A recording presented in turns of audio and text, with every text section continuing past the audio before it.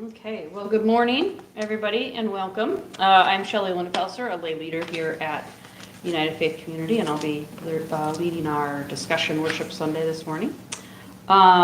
If you want to learn more about our organization, you can check us out online. Our website is ufcucc.org, and you'll be able to find out all of the stuff that we have going on, so check it out if you want to learn more. In terms of announcements this week, I have for next Sunday, we won't be here at the Faith Center. We'll be at Jeff and Cindy's for a lakefront worship service, I believe. That is next Sunday, right? It is after you clean the windows. Okay, so next Sunday, same time, but we'll be down by the lake, so it should be fun. Come enjoy it. The second announcement I have then is August 27th.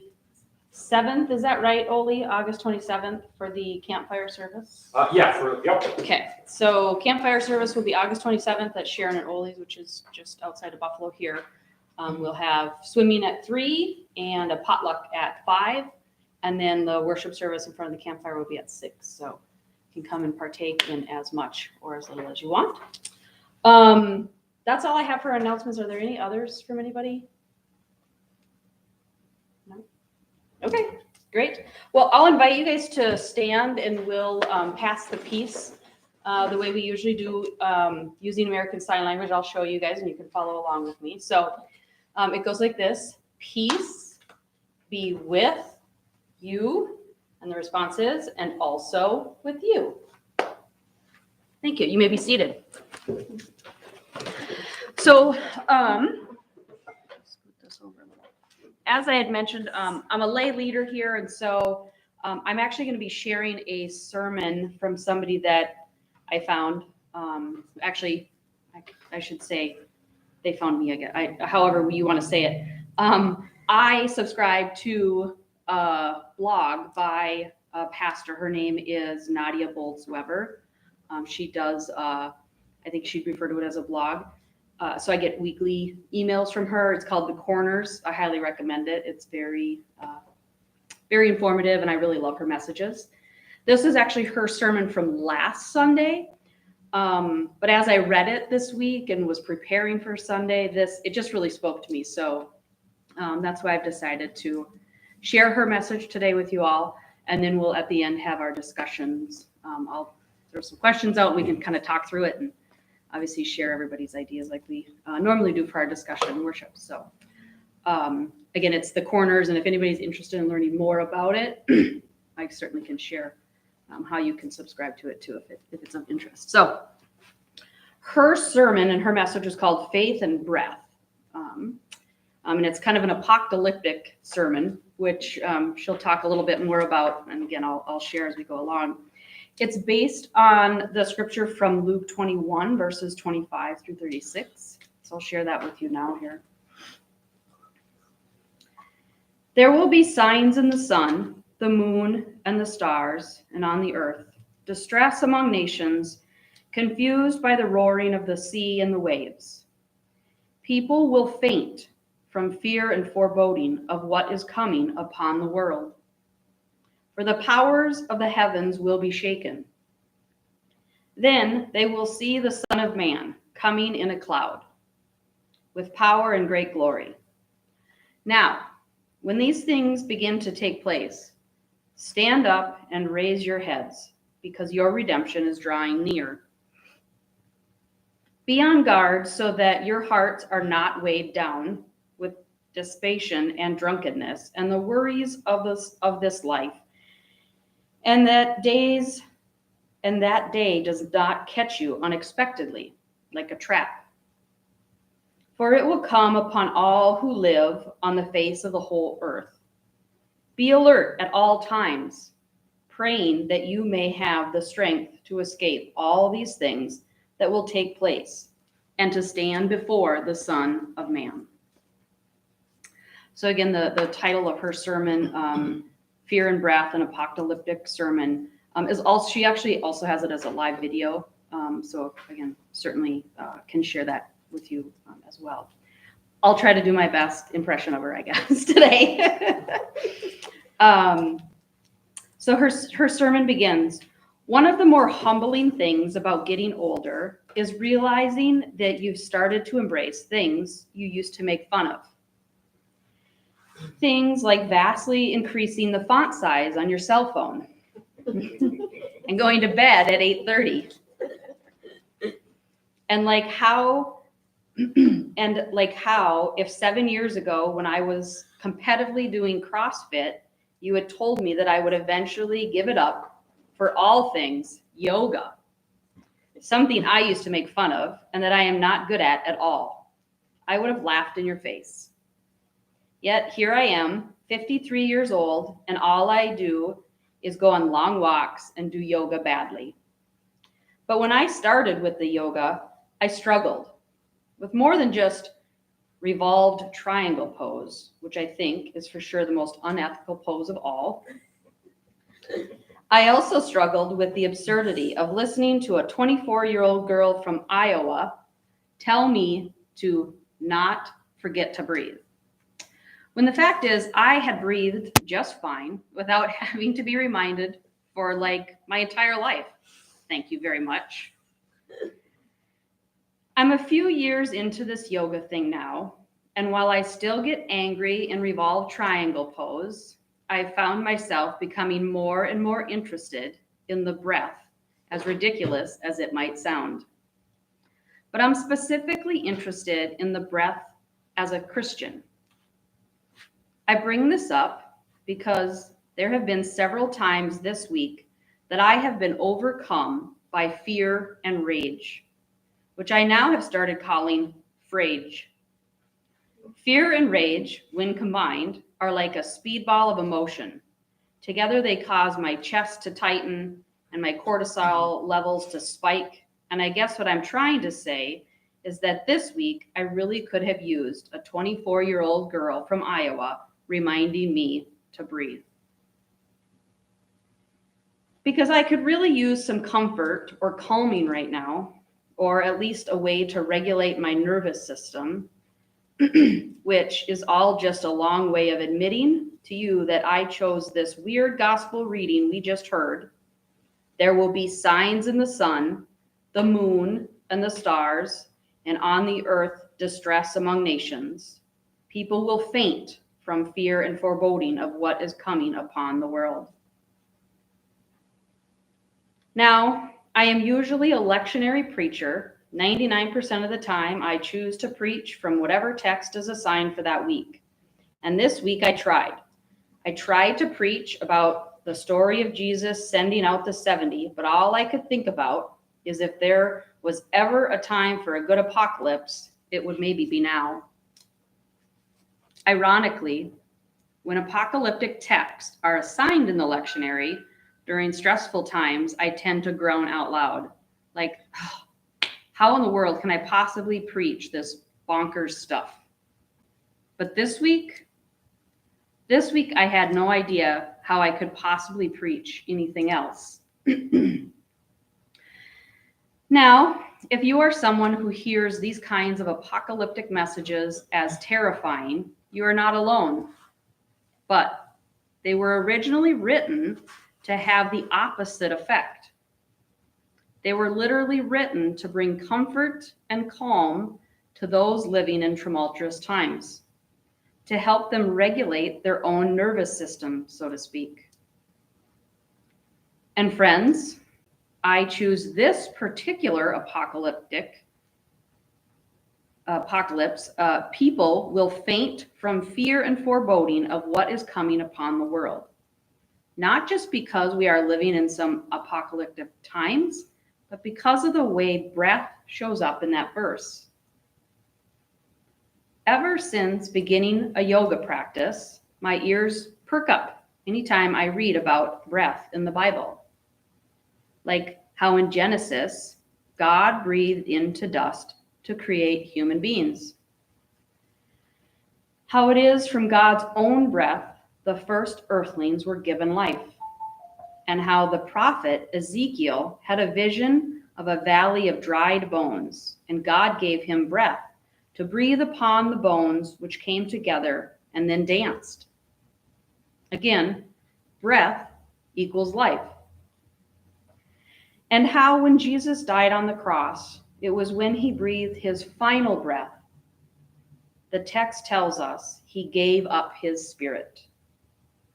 And how when the resurrected Christ appeared before his disciples, who had locked themselves inside a room out of fear, he said, "Peace be with you." Then he breathed on them and said, "Receive the Holy Spirit." He breathed on them and they received the Holy Spirit. So, in our text for today, when it says, people will faint from fear and foreboding of what is coming upon the world, I want you to know two things. One, this is an exact description of how I feel right now. Two, the word that is translated here as faint in Greek literally means breathing life out. We are a people who will breathe life out of ourselves from fear and foreboding of what is to come. We are a people who can forget to breathe. And if breath is the life, then in many ways, fear is death. But honestly, I'm afraid of so many things. I'm afraid of being alone. I'm afraid that I might get sick or the people I love might get sick. I'm afraid of what this political climate might mean for our country, specifically for my Black friends and my gay son and my young adult daughter. I'm afraid of active shooter situations. I'm afraid of not being in control of my own body through incapacitation or through coercion. I'm afraid of my children making quick choices that might have lasting implications. And strangely, I'm also afraid of stepping on spiders because I'm afraid they have some secret way of communicating with other spiders around them, and they will let them know that I'm a spider killer. And they will all come and get me when I'm at least expecting it. But if I go through my list, my fear list again, I see that not one of those things are happening right now. So I invite you to consider, what are you afraid of? I mean, really afraid of. And to think, is any of that happening right now in this exact moment? Whatever you fear, I want to give you this apocalyptic message. Whatever your fears are, they may be real, but they are not the most real thing. Not for nothing, but Jesus said, "Do not be afraid. Do not worry about what the future holds. Do not miss out on what is most real." Like basically all the time. But why would he make such a point of saying that all the time? Well, maybe Jesus isn't trying to get us to add alertness and not being afraid to our spiritual to-do list. I think instead, he's inviting us into what we now call mindfulness, inviting us to be present in our breath. He's inviting us into present moment, not because he wants us to make not because he wants to make us spiritual and good, but because he wants to be with us, and God is always closest to us in the present moment. Maybe God gave us the breath of life so that we might experience this life with God. When Moses asked God's name, he wasn't given a name. He was given Yahweh, which some say is not a name, but a sound. The sound of breath itself. It is God saying, "Who I am is the one who gives breath." Inhale, Yah. Exhale, way.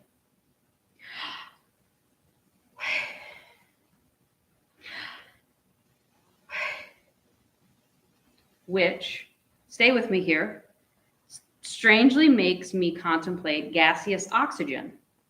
Gaseous oxygen, that magic thing that allows for life here on Earth, and yet is so rare in the universe. I wonder if in that moment of creation, when God breathed into dust and gave humans a living soul, if it was oxygen itself. Could it be that oxygen is the breath of God and that we still take into our very lungs? It has been with us and sustained us since creation. And if so, I am in awe at how it only exists in this particular form here on this tiny blue planet. We live in an unfathomably vast universe, and the only place we know where breath is even possible is here. Inhale, ya. Exhale, way. If it's true that the only life that exists in a universe billions of light years across is on this tiny dust mite of a planet, then yes, there is still much to fear. But let us not hold our breath and miss how unspeakably beautiful and magnificent it is that against all the odds in the universe, we get to breathe air and think thoughts and love people and walk in parks and hold babies and eat pizza and be bad at yoga. Which brings me back to the apocalyptic text. With all the freaky imagery, with all the wars and rumors of wars and destruction in the skies and seven-headed beast, apocalyptic literature was really just a coded way of saying to people in crisis that none of this is new. That wars and tyrants and disasters and insurrections are real, but they are not the most real thing. I chose this text today because apocalyptic texts are meant to offer comfort and calm within a big hope-filled message that dominant powers are not ultimate powers. Pandemics rage and human violence erupts and powerful people exert dominance, and this has all happened before, and God is still around. God is still as close to us as our very next breath. Empires fall, tyrants fade, crises come and go, and the God who created us is still around, as close as our very next breath. Apocalyptic texts offer us a living, breathing faith in the midst of absolute dumpster fires. But just to be clear, I may still very well get sick, or my young adult children might screw up in a way that forever changes their lives. Things may very well continue to get worse, especially for those who have the least amount of power. So faith doesn't mean that the bad things we fear won't happen in the future. Faith just means that in the midst of it all, we have access to spiritual microscopes and a spiritual telescope. Even in the midst of turmoil, when the fear and foreboding of what may come starts to shorten our breath, we can look through the aperture of faith for the smallest things showing up as the presence of God in this moment and this breath. We get to slow down and see 100 tiny, beautiful gifts in every moment. Things like the particular green of leaves right now, and the sound of babies, the taste of bread and wine. And when the fear and foreboding of what may come starts to shorten our breath, we also get to glimpse at what is so much bigger. We can look at the goodness of God in the stories of our ancestors in faith, who endured and prevailed. Through this telescopic lens, we see that we are a small part of a very, very big story. And you can return over and over as many times as you need to the knowledge that God is already present in the future you are worried about. And none of the things you fear about the future are as real as this present moment. So, no need to miss what is most real. This moment, right now. As you sit here and I stand here, this is all we have. The air we are breathing right now. Here, Christ is among us, bringing peace. He is still breathing on us and saying, receive the Holy Spirit. Let not fear and foreboding keep us from drinking that in. Inhale Yah, exhale Way.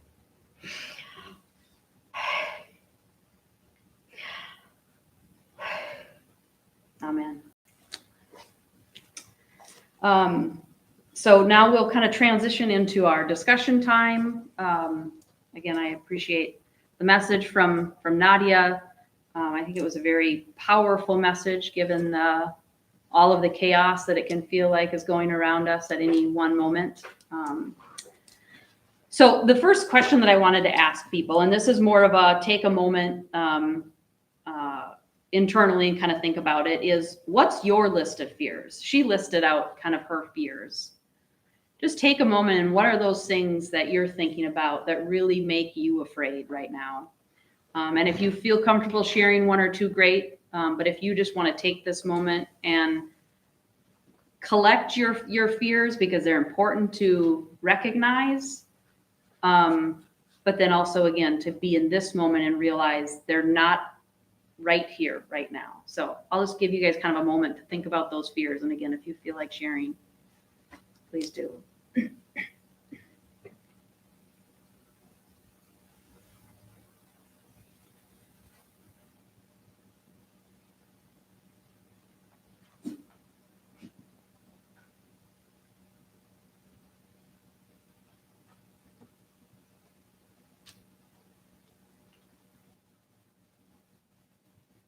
As you continue to think about your list, I'll share one that I'm comfortable sharing. And it's one of those ones that always just sit in the back of my mind.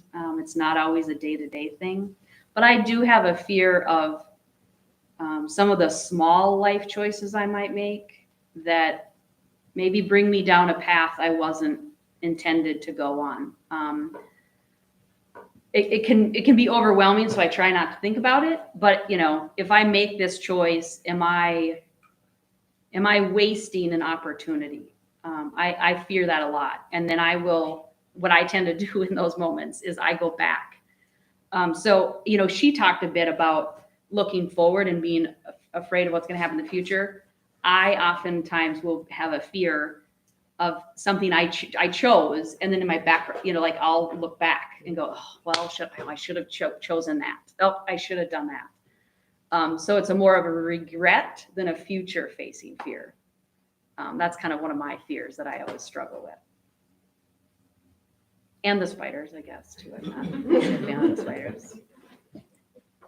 Mine is similar to yours. I have a fear of continuing to live in the past and having knee-jerk reactions from past experiences rather than living in the present and thinking about the future and how I can change that. Yep.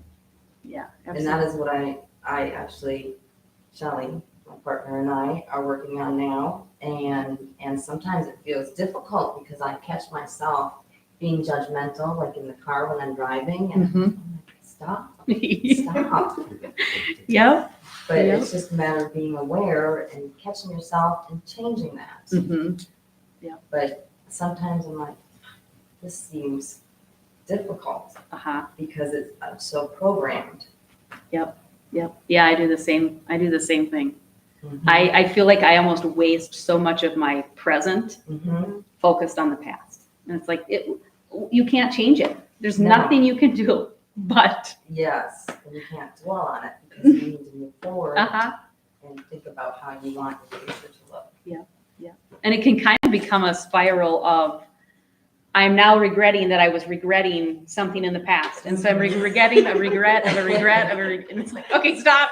You're in a cycle. Out. Yes, it's like, it is, it's a cycle. It's a Uh-huh. cycle. But the breath work brings me to the Mhm. present and allows me to connect with God. Yep. And I just want to say thank you for welcoming us because of your advertising and stuff. It was just very nice to Yes. come and Yes. join you. Yes. My Welcome. name is Lisa, this is Shelley. Hello. Welcome. Welcome. Are there others that have a fear that they are comfortable sharing or? Well, I've been thinking about how you had talked about fear of the past influencing the present. Yep. There's the flip side of it where we focus completely on the future, that we miss all of the things that are happening right now, right here, where we need to be. And like, I think that I've seen it in my family, I've seen it in myself, and different experiences have made me realize that the future isn't the most important thing, Right. but it's really hard to convey that to others around me as well as to even to myself, because I'm like, okay, So, when we think about, where our kids are gonna go or what they're gonna do or Yep. how I'm gonna afford to retire or something. It's so far away from now. I'm like, Yep. okay, well, today's what matters. Yeah. Yeah. It's sort of like a need for that balance. Because you're right, you can't look at back, you can't look too far forward, but you also can't not look at the future too. You want to make good choices right in this, the best choice you can right in this moment of whatever you're choosing. But, if you look too far in the future, if you're not enjoying right now, who cares what you do in retirement if you're so miserable right now? Who knows if you'll get to retirement because you're so miserable right now, So yeah, it is. The kind of other a thing that balance. I've been thinking about, because it was something that, my mom talked about and something that I've completely realized as life has gone on, is that the choice right now is not a choice that you can't change in the future. Right. You can always make a different decision. You can always change. Because no matter how much we try to make the best choice, we may not. Yep. And things may happen and, that path changes. But we are never trapped. That's a good way to think about it. And that kind of does take me a little bit to my next question is like, how do we distance ourselves from the fears that we have? Obviously she talked a lot about breath, but there might be other ways that people, how do you get away from your fears? Are there ways that you sort of can distance yourself from them so they don't feel so overwhelming? I think exercise helps a lot, for me Mhm. anyway. Yep. Yeah. I mean, it's good for your body and emotionally and mentally as well. I think when I'm feeling that overwhelming, like it sneaks up on you. Like you said, it's kind of was sitting right there, but just meditating on God's unconditional love for me and breathing. Just, I know you love me. I know you love me. Yep. And I know that my whole life. And just accepting that love, accepting so that it's present in everything I say and everything I do. Shelley, does your question assume that you should distance yourself from your fears? Well, I mean, I guess you don't have to. I mean, it's okay to, some fear is good, right? Like, if you're in a dangerous situation, it's good to have fear so you're not putting yourself in harm. But I think there's more times, at least for me, there's more times that my fear can be debilitating or overwhelming to me. And in those moments, I have to figure out, how do I get away from that fear? How do I distance myself from it so it doesn't become all consuming? I would agree with that, and I think there's quick moving, debilitating fear, and there's slow moving, debilitating fear. Right? The slow moving stuff that you don't really notice every day perhaps, but it shapes and forms you perhaps more than some of the quick moving stuff does. Yeah. And then there's fear that's, if you don't know how you're going to be able to afford retirement, and if that fear, helps you save more now, or later, that's not a bad thing. So this is interesting in how you were thinking of the question. Yep. Yeah, I was thinking of it more of those ones that are debilitating to me. So they're probably less of the slow ones, because I think of maybe the retirement one as sort of a slow fear that it just nags at you. And those might even be more because you don't notice it. Like when it's an instant fear, oh no, something bad's happened, the fear is right there in front of you. It's probably easier to, okay, I'm going to use this one. I'm going to go do some exercise, or I'm going to do some breathing. I'm going to do some mindfulness. I'm going to pray, whatever it is, right? You can react. Maybe, because I hadn't even thought about it, but maybe some of those slow fear, it's important to know how you deal with those too. And even if it is a good thing, maybe the way, like, let's use the retirement one. If the way you distance yourself from that fear is you do go, okay, I'm going to make a savings plan, even if it's a small one. At least I'm making a plan. So that can be the way you distance yourself from fear. But I wonder if some of those slow ones are even more, I'm going to use the word dangerous, but I don't know if that's really the best word to say. But where for me, when it's the big fear, it's easier for me to distance myself. I'll go sit out on the porch and meditate. The breathing part really helps. But if it's that slow thing that eats at you, maybe that's just as important to figure out. I think those are actually more important to figure out. Right.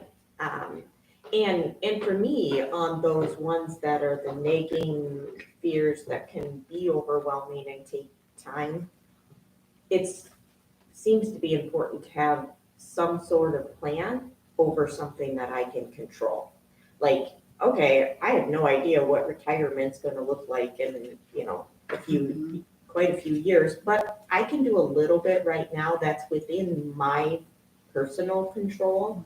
Like even things like some of the things that have happened in our political situation, it is very overwhelming to figure out what it is that we can do or I can do to help to change the dynamic. But I know that it is something that I've spent a little bit of time actually thinking about, because I feel like I have to do something. I can't just run away from it, because it's not getting any better to run away from it. Yeah. Or yes, breathing helps me in the moment, exercising, all of those things, but it's always going to come back unless I can try to do something, even though it's never going to be enough. But that's where I'm trying to figure out the balance between what have I given enough to, and what do I just need to turn over to God and say, yeah, it's you can take care of it from here. And sometimes I think just, talk about exercising or things like that. Sometimes it's just enough of a break, if you will, to stop, step back, do that breathe thing. And sometimes realize that, okay, retirement in your scenario, Ash, retirement's off a ways. I have some time to think about that. It doesn't need to occupy my thoughts right this minute. Yeah. Now, some of the other more pressing things, the more immediate, debilitating, I still think that, the time, the meditation, the prayer, the stop and reassess is important. Sometimes we just have to have that trust to go with where we think we're being led to. Well, and that kind of relates to another one of the questions, or at least one of the things that I got out of her message was that realization, because I hadn't thought about this until, I read through her message of the fears we have been here before. And so does that give us comfort knowing that God has prevailed in other difficult situations? Or maybe does it still make, it's okay to still be afraid, but is there some comfort you can glean from it? I want to say yes, but sometimes the things still, at least for me, feel immediate and pressure, like Ash, you were talking kind of our political situation and things going on with people's rights. I get nervous and concerned about, well, if we're losing this right, what's next? And I want to stop, take my time to breathe, get myself, okay, you know what? This isn't an immediate right on your back kind of thing. But I also feel like if I don't start to take action right away, and I don't want to say accept because it's not accept, but if I pause, do I lose the ability to be effective in protecting rights, in improving rights, things of that nature? And so the break is good, but it also worries me sometimes when I take that break. But then I do try to, in those breaks, go, okay, well, we've been in situations like this before where people didn't have the rights they deserved, and we fought through it and we made it. God was there. God helped us find whatever our right path was towards those. So hopefully God will do it again. So I don't know. I waver. I waver. I wonder if part of that is that for many of us, being white, middle-class citizens, we're not used to that struggling that many of our people of color, LGBTQ people, other marginalized groups, they've been fighting those struggles for years, unfortunately. But yet for a majority of us, fighting for something like that is new, and it really can, I'm not going to say that people of color have gotten used to their struggle, but in some ways they have.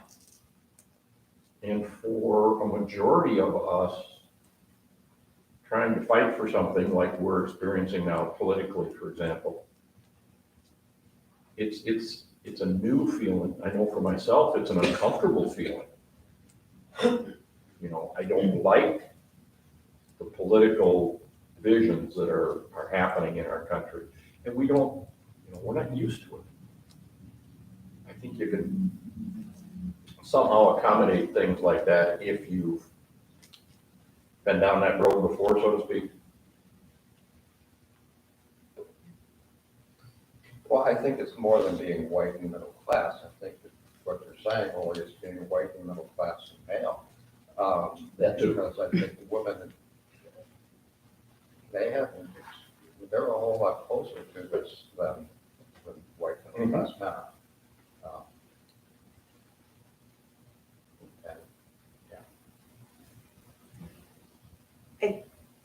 I think that there's a lot of truth to what you're saying, Oli, with the just being used to it. I read a book recently called Black Fatigue that really was very eye-opening to me about we as white people, because we're in different or distant from it, we don't always realize the day-to-day fatigue as well as life that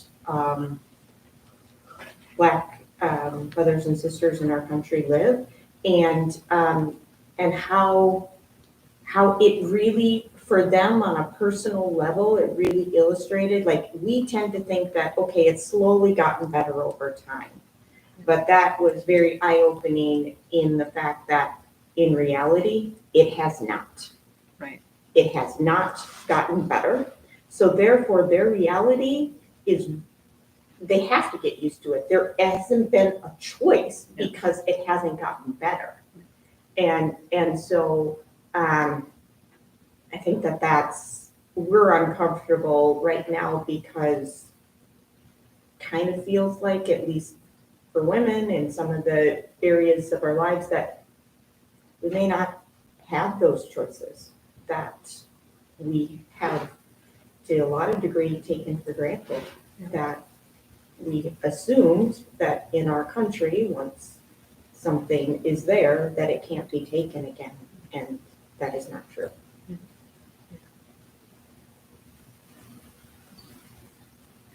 You know, one of the things that you said of, I think the reality for people of color, like you say, their day to day, they have gotten used to it. Like it's normal, which is the sad part, you know. I always, whenever I think about that, and I think about the privilege I have being white, I always think of, you know, when you get pulled over. Matt, I'm going to throw you under the bus here. Somebody got pulled over this week, and I would have to guess, maybe I'll ask you here on the spot, when you got pulled over, was there ever a moment in that situation where you go, I might be shot in this moment? Were you ever afraid you were going to get shot? No. Right. And that, yeah, until he got home. Until he got home.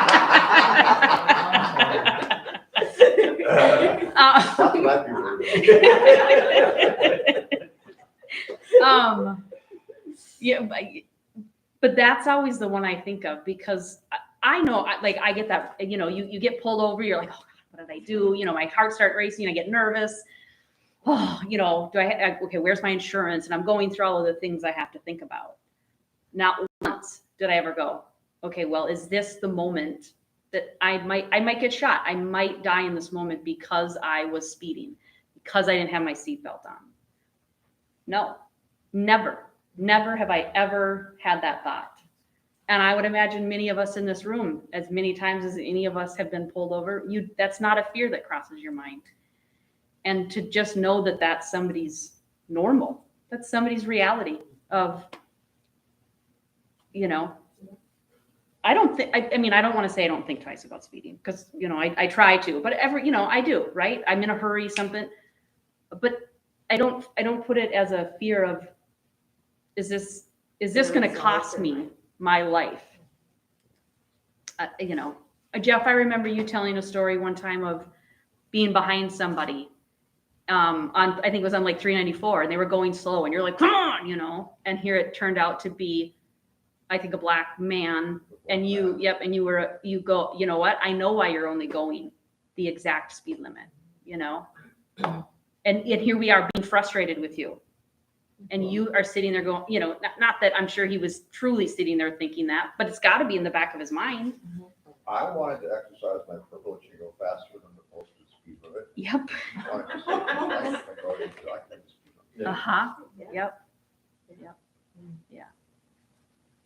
And I would say that at least recently, like I recently got pulled over for running a red light. Okay. All right, Matt, you're not the only one. But I certainly, you know, didn't think in that, like, that instance or whatever, like, the police officer said, okay, this is a warning. But in the back of my mind, I was like, if I was a black person, would it have been a warning? Right. I don't know. There's a lot of privilege that we carry every day that we just don't even think about until somebody takes a little bit of that privilege away, you know, and then, oh, wait, oh, you're talking about my privileges, my rights. And that's where I fear of stopping to take the breath in that moment is somehow, you know, I don't want it to be a sense of inaction. You know, I don't know. You know, that's an interesting example because, you know, sometimes you got to step into fear in order to grow. I mean, fear is such a wonderful concept. I mean, I remember as being a smallish child, at the swimming pool I seemed to hang out a lot at in the summertime. They had a high dive, and to get up the nerve to jump off that high dive, you know. And once you've done it, then that fear is easily overcome, and you can keep me off of that diving board, you know, doing all sorts of things, you know. But I think driving as a parent, I mean, I understand why a person of color could be quite fearful of getting pulled over.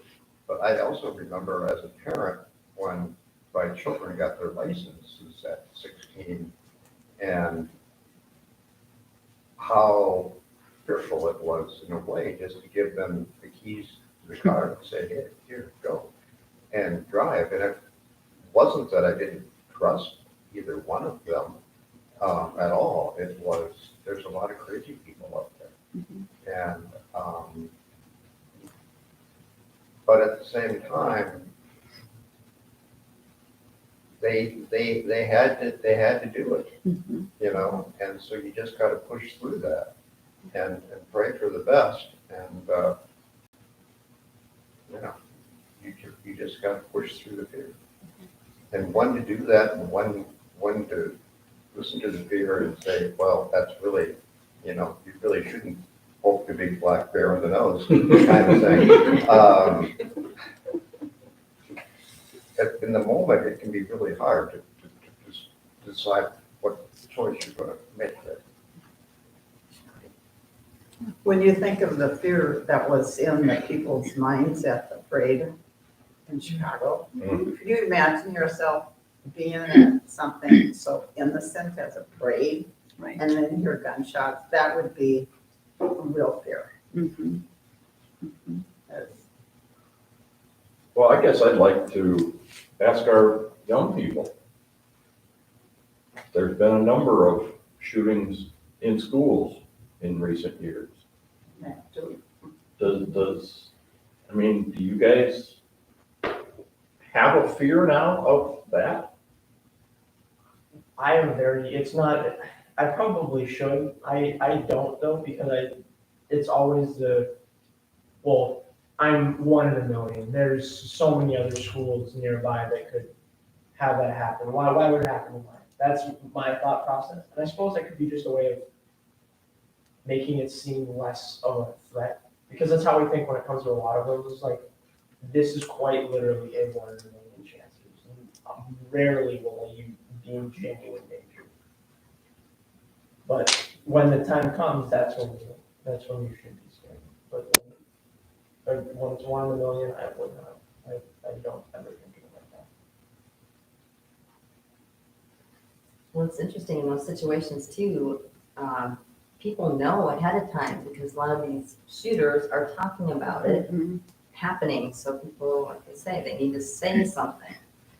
But yeah, I can understand what you're saying, because otherwise you'd be in fear all the time, I think. Right? If you can't let it be so debilitating that you can't go to school, you can't, you know.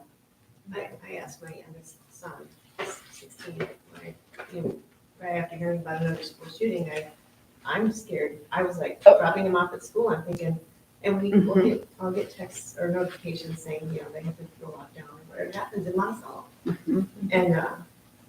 And I just have to go, I can't live in this fear to trust that God has his hands on my son all day, every day, on all my kids, you know. So when I drop him off, he's not thinking anything. Yeah. He's like, oh, click a phone and then which way with my friends, and you know, and I'm very thankful that he's not walking in fear. But as his mother, it's a whole different story. And but that's where I think it was just like the COVID numbers and. Were you in fear during? Oh, COVID? fear of that, of getting sick, yeah, Yeah. hmm Maybe, maybe as you're saying, maybe I could, this is what I'm gonna hopefully take away from that is, maybe as the parent, I'm holding that fear for you, like, because I am the same way, as his mom, I have that fear, and I do think about it, and I do worry about it. I get a call from the school, oh my, what's happened, kind of, anything like that. So maybe as the parent, you carry that fear, and that's kind of the gift we give to you, that you don't have to walk with that fear. And maybe that's the similar with God, is he's carrying the fears that he's also helping us carry that burden of those fears. And when we're in these moments where we stop and breathe, we might be saying, hey, I need a little bit more help with the load, right? So from a theological perspective, the flip side of fear, or what can help bring fear in, is what do we trust? Where do we find our trust?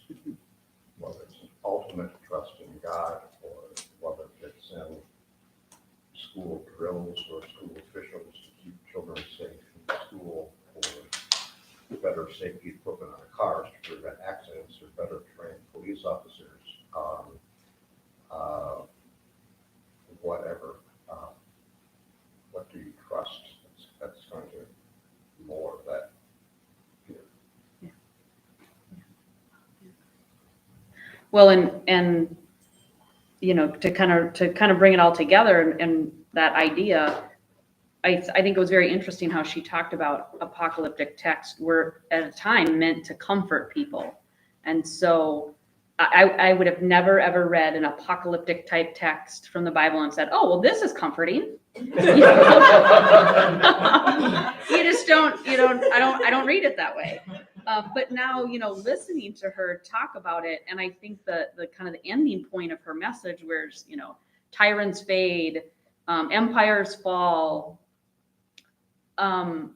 If we can put our trust in that God has prevailed and continued to give us breath and life, if we can put our trust there, maybe that does help, again, ease the fear, ease the burden of carrying it, even though we still have to carry it with us, and maybe bring us into that moment when we need to, and say, okay, right now I'm in this moment and I'm okay, but I need some help, so maybe that's what we can take away from today's message a bit of, although it can sound really scary and we can have these apocalyptic texts, there can be comfort in knowing God's gotten people through it before, and God will be with us when we need him to get through times of fear and struggle too. So thank you very much for the active discussion.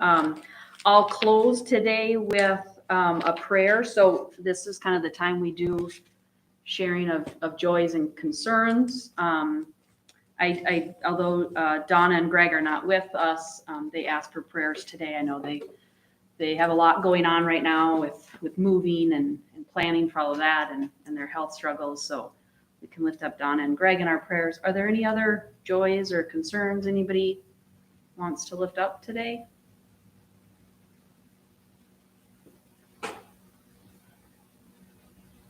I'd like to lift up my sister-in-law, Wilma.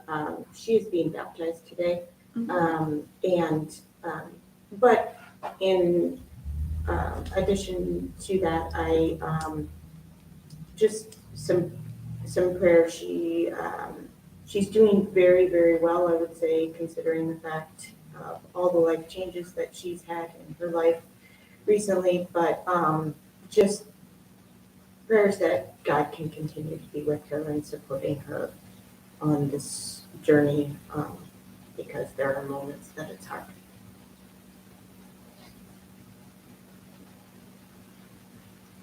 I want to lift up a friend of ours I mentioned last week. Good friend of ours, Marcia, passed away this week from her cancer. So lift up her family if we could.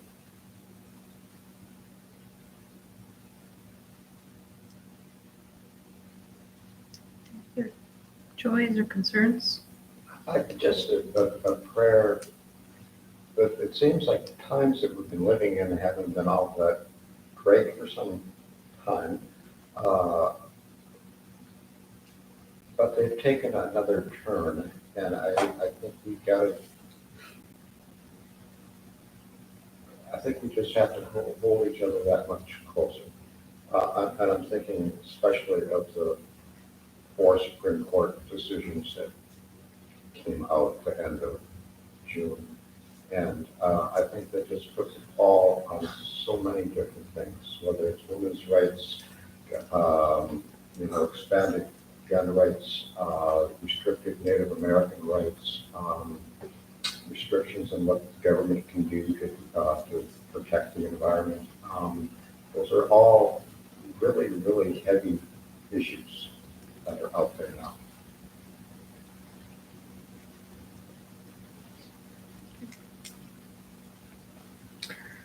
Well, if there aren't any other joys or concerns, I'd invite you to join me in prayer this morning.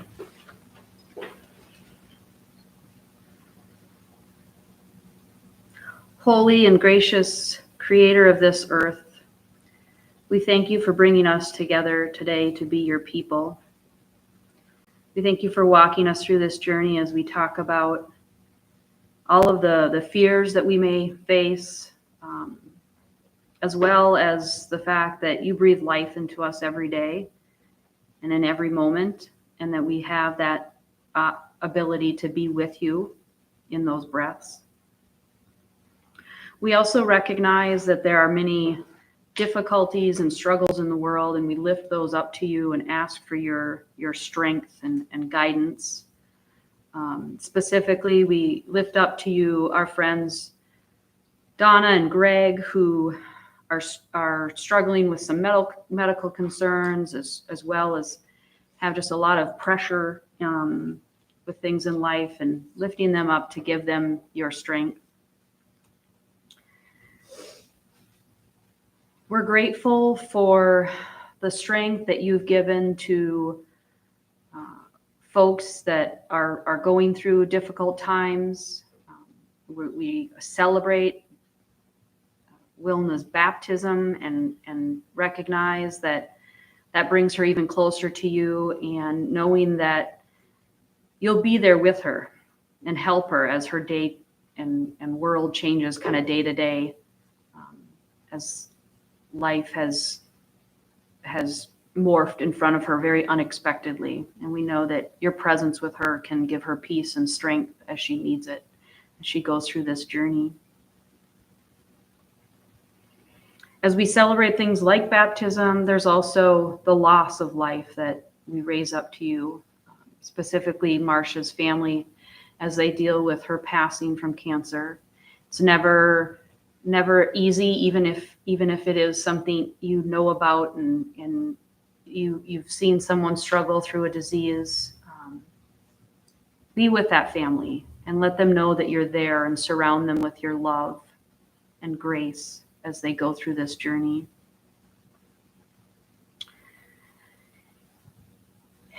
And it is always hard to think about the way the world is changing, the new fears it adds to our life, besides the ones we already carry, as changes in our political world happen, as changes in our families may happen, as people lose rights and realize what that might mean to them in their day-to-day life, and the additional struggles that it can put upon them. We ask that you be with them and us and guide us through this. Help us have strength to find ways to be your people in the world. We know you offer us many blessings, and we're thankful for them every day as well. And so we lift those up to you and thank you that we can have those blessings, and realize that some of us have more than others and what that means in our world, and to fight for the blessings to be equally divided amongst us all, as we are all your children. We pray all of these things in Jesus' name. Amen. Well, again, thank you very much for being here today and for the discussion. I really appreciate it. Have a blessed week.